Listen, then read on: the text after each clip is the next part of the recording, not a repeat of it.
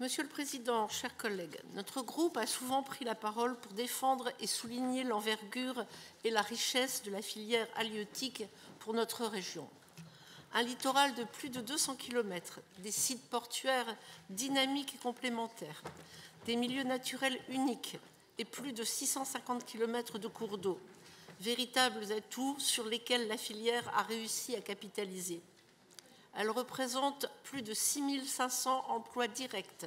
Le secteur de la pêche y est particulièrement dynamique, avec plus de 30 000 tonnes de produits halieutiques enregistrés chaque année, pour un chiffre d'affaires dépassant les 80 millions d'euros. La présente délibération concerne un plan d'action qui s'est construit en réaction aux défis auxquels la filière doit faire face. Covid, Brexit, crise énergétique, sauvegarde des ressources naturelles.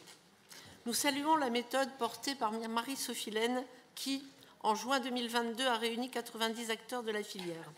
Les impliqués renforcent ce plan car les solutions émanant du terrain sont bien souvent marquées par le sceau du concret. Malgré ces différentes épreuves que subit la filière depuis plusieurs années, 2022 aura déjoué tous les pronostics.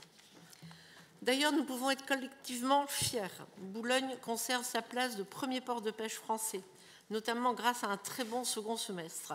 Si les volumes débarqués sont en très légère baisse, le prix moyen au kilo a permis à la halle amarrée d'atteindre 87,05 millions d'euros de vente, son plus haut niveau depuis 2004.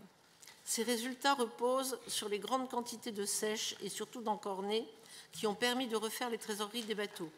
Celles-ci avaient souffert au premier semestre en raison de la flambée du prix du gasoil.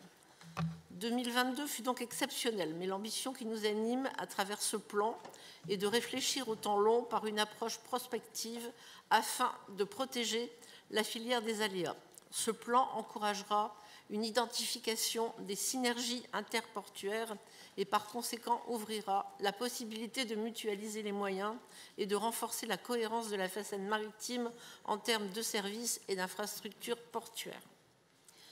L'implication des fonds européens dans cette politique est à souligner. L'Europe agit dans l'intérêt de ses États membres. En effet, la région, via ses fonds propres, et l'Europe, via le FEAMPA, vont financer une enveloppe globale de 8 à 10 millions d'euros sur la période 2023-2027 dans le cadre de ce plan d'action.